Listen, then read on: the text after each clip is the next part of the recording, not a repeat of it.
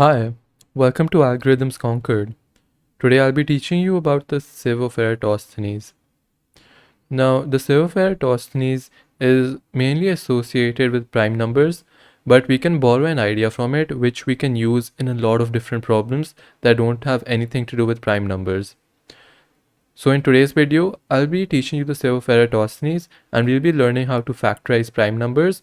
And in subsequent videos, I'll be going over problems from recent Codeforces rounds that can be solved using an idea from the Sieve of Eratosthenes that have nothing to do with prime numbers at all. So let's get started. So what's the use of Sieve of Eratosthenes? And I'll be referring it to as the prime sieve from now on. We can essentially factorize a number in logarithm of the number using the sieve of Eratosthenes. And as you can see here, computing the sieve is actually pretty fast. So how does the sieve work? Now, look at the table they've given us on CP algorithms. Oh, and also I'm using this website because they have this nice diagram.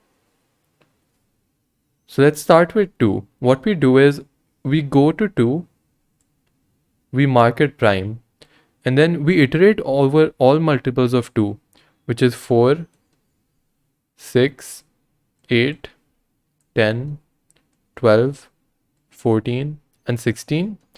And we say that they can't be prime because they're all divisible by 2, right? They're multiples of 2. So then we go to the next unmarked number, which is 3. And because 3 hasn't been marked, we can say that it's prime. We mark it prime and then we iterate over all multiples of 3 now. We can see that 6 is already marked, so leave that. You continue to 9, you mark it as not prime. And then you continue to 12, you mark it as not prime, it's already been marked by 2. And then you go to 15 and you mark it as not prime.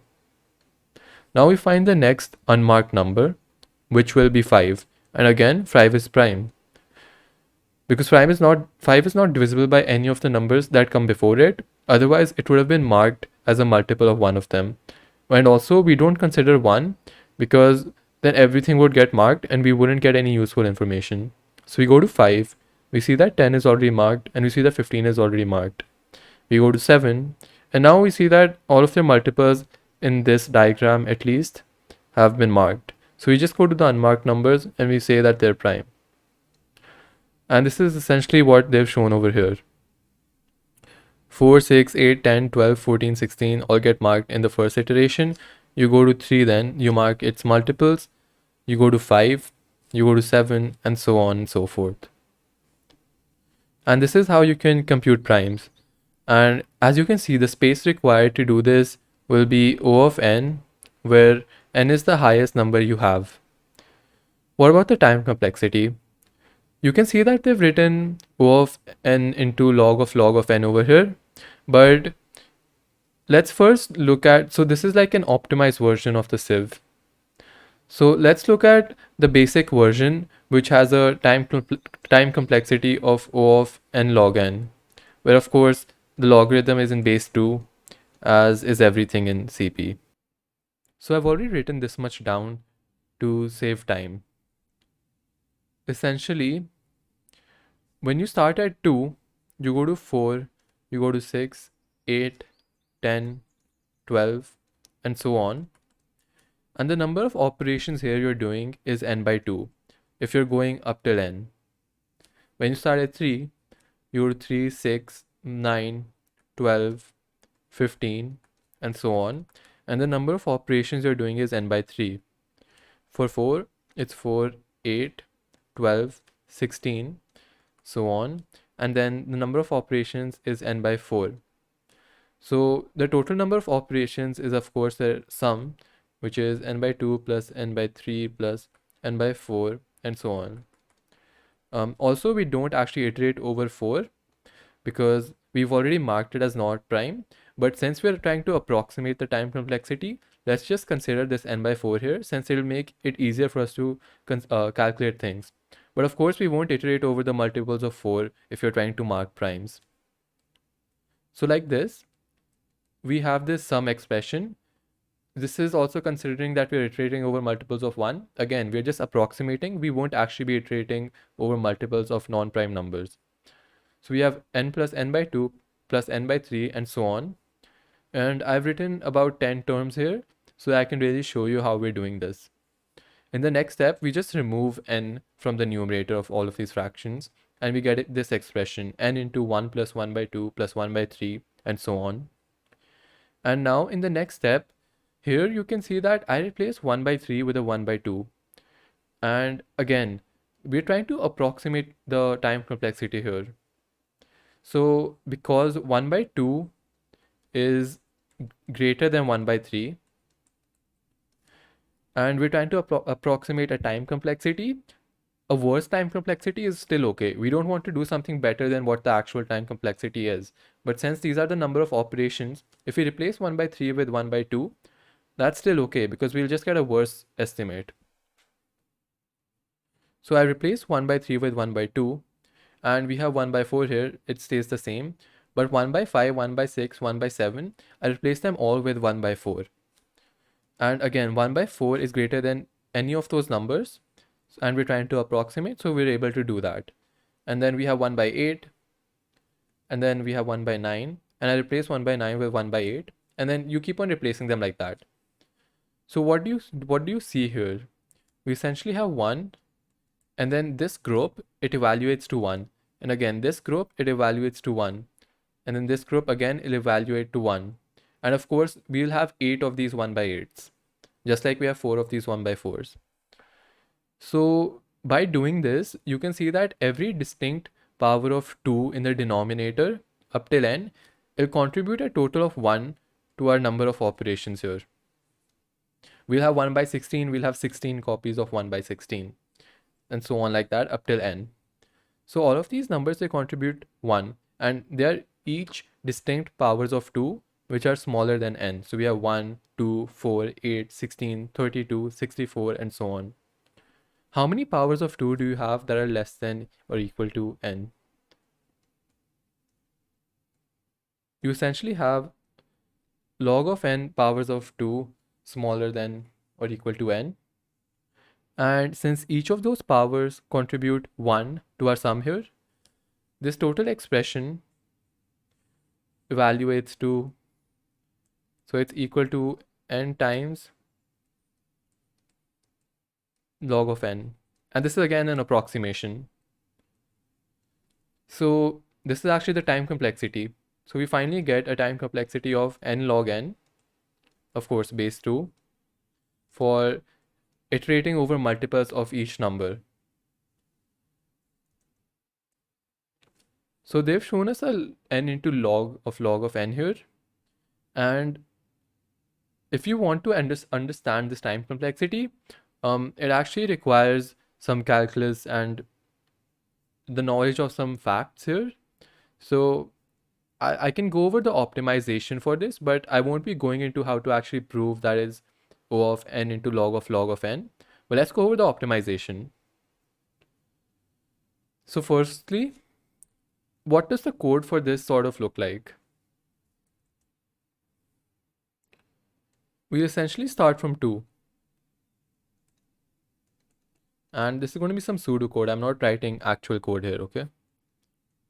So we'll say that we go up till n, and we do I plus equals 2. And of course, I is an integer. If we've marked I as prime, then we won't do anything, just continue. Otherwise, we'll run another loop. We'll iterate over all multiples of I. J is equal to I into 2. J is less than equal to n. J plus equals I.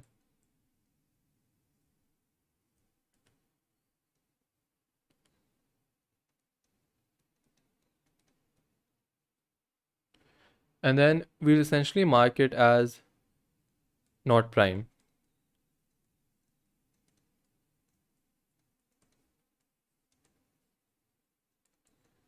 So we go from I is equal to 2 to I is equal to n. If we've already marked it as prime, wait, sorry, this should be not prime. So just negate it. If it's not prime, then continue.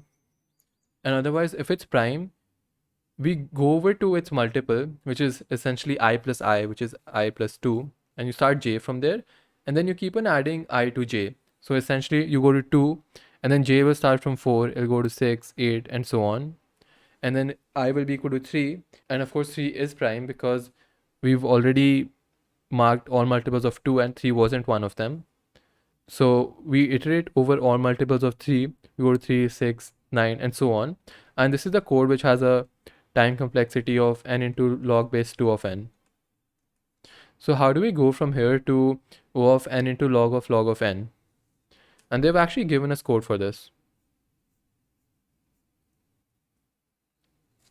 So if you look over here, we have sort of the same code. If it's prime, then we are running a for loop. And this is exactly the same thing as I showed you. I just did a continue if it's not prime, which is equivalent to saying this. But here they've changed their limits. They're essentially saying that they're only going to iterate up till square root of n, because I into I is less than equal to n essentially means that I will go up to maximum square root of n. And then j is going to start from I into I instead of I into 2. So they've essentially made this square root of n over here. And they've changed this from I into 2 into I into I. And this code will run in O of n into log of n. So what are they doing over here? Okay. So let's look at this again. We mark 2, 4, we mark 2 as prime, 4, 6, 8, 10, 12, 14, 16, 18, 20 as not prime. And then we go to 3, 6 is already marked. So essentially when they start 2 over here, they're going to start from 2 into 2, which is 4, which is what we did here. And they're starting 3 from 3 squared, which is 9. And you can see that if we start 3 from 3 into 2, which is 6, it's already been marked over here as a multiple of 2. So marking 9 as the first multiple of 3 actually works. Of course, we're repeating some stuff here like 12, and then yeah, so we're repeating 12 here, but that's okay because by doing I into I, we were able to reduce the time complexity. And why does that work? So see what happens. You're doing 2 into 1, 2 into 2, 2 into 3, 2 into 4, 2 into 5. And here again, you're doing 3 into 1, 3 into 2, 3 into 3, 3 into 4. Look at these two. You have 2 into 3 and 3 into 2. We already marked 2 into 3 as a multiple of 2. So it's actually not necessary to iterate over multiples of 3 where the second number is smaller than 3, because it would have been marked with some number smaller than 3. And this is true for any other number, right? So for example, if we suppose mark 4 into 5, 5 into 4 as not prime, it would have already been marked as not prime by 2 into 10. So we can essentially break this into 5 into 2 into 2. We break this 4 into 2 twos, and then we get 10 into 2. And you can see that 2 into 10 was marked over here. And this is sort of an intuition for why we can actually start from I into I. And of course, we have this limit because if we're starting from I into I, then we won't be doing any work if it's already greater than n. So that's how you bring it down to of n into log of n. And so this idea is useful for reducing the time complexity if you want to calculate something related to primes. And if you want to do something in general by iterating over multiples of every number, then the O of n log n complexity holds. And that's a useful idea. And that is the idea that we can actually use in a bunch of different problems, but that's for later. And now let's look at how to actually factorize numbers. Now, what we do is instead of marking numbers as prime and not prime, we store the smallest prime number that divides that number. So for 2, of course, it's 2. And then for 4, it'll be 2 again. All multiples of 2 will have the smallest prime that divides them as 2. And then we go to 3. For 3, it'll be 3, of course. Now, we can go to 6, or we can use the optimization and just start with 3 into 3, which is 9. And for this particular thing, we can just start with 9 because we're doing the same thing as marking and not marking as prime. But instead of marking, we're storing the smallest prime that divides those numbers. So here we can just start with 3i into I, which is 3 squared, which is 9. And we can go to 9 and we can say that the smallest prime that divides this is 3. We do that for other multiples of 3 as well. So 12 was already marked with 2. We skip that. We go to 15. We mark it with 3. And then we go to 5 because 5 is the next prime we have. And then we mark multiples of 5, which is, so going by 5 into 5, 25. This array is too small for it. So we can just fill this up now. And if the array was longer, you could have marked 25 with 5 and so on. But essentially, we've computed this array, which I'll call smallest prime factor, SPF. And SPF of I basically stores the smallest prime factor that divides I. So how do we prime factorize any number using this? And what's the time complexity of doing so? Pick a random number. Let's say we picked 16. Well, this number is too small. This array is too small, but I think it'll still work as a good example. So let's say we pick 16. And how do you prime factorize? You divide 16 by the smallest prime number that divides it, right? And then you'll get 8. Now you already have the smallest prime factor of 8, which is 2. So you divide it by that again, you get 4. You have the smallest prime factor of 4, which is 2. And then you have the smallest prime factor of 2, which is 1. So you can see you got the prime factorization of 16 over here. And with this example, I'll also tell you that the time complexity of doing this is O of log n, where n is the number you're factorizing, or just consider it to be the greatest number you have in your sieve. So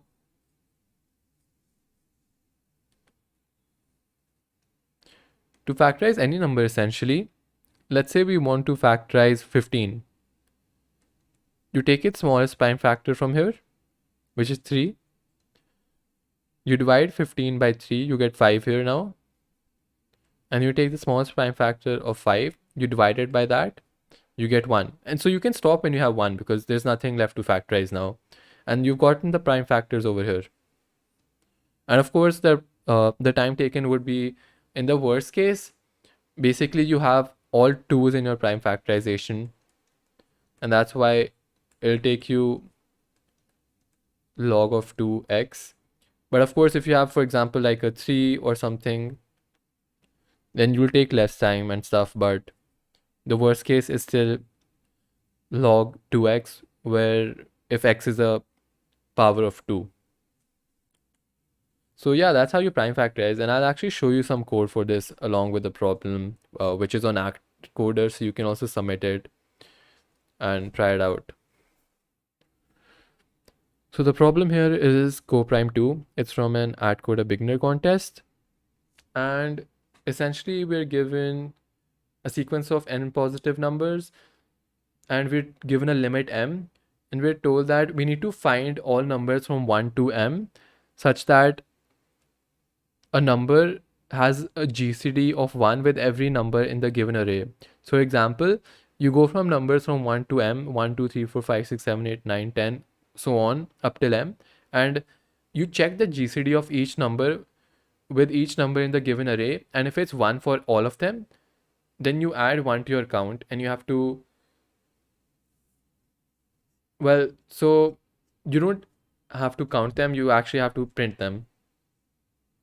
But yeah, so here's a good example.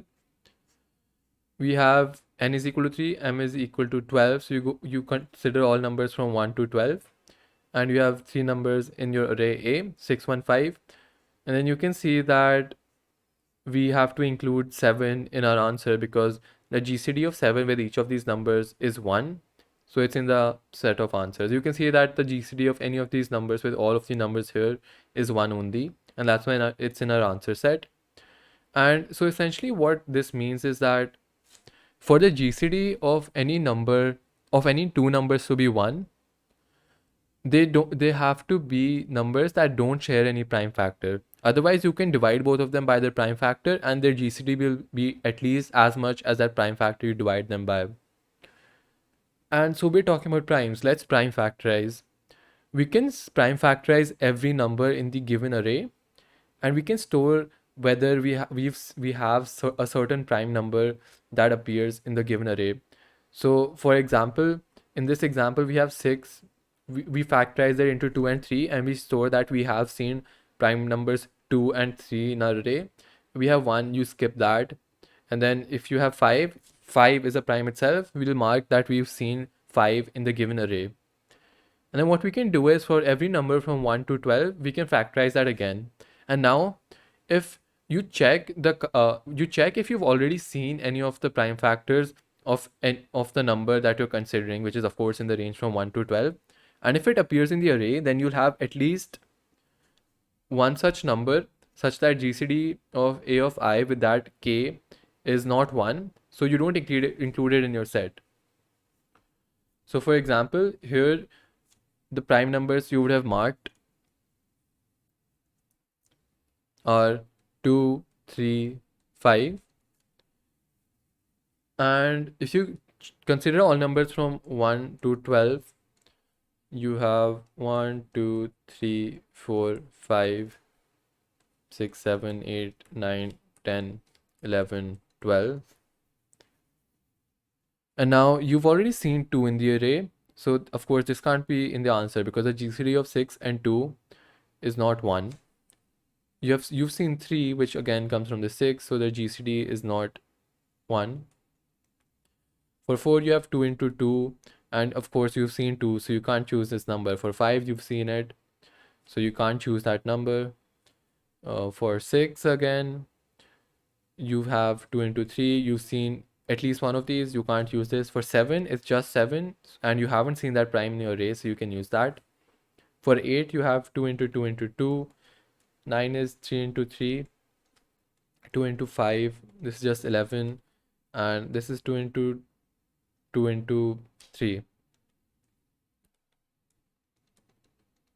So you can see that 1, 7, and 11 are all there in our answer, and so like 1 will always be in their answer because yeah, you'll have a GCD of 1 with every single number in the array with it. So let's look at some code for this, and that will hopefully make things a lot clearer.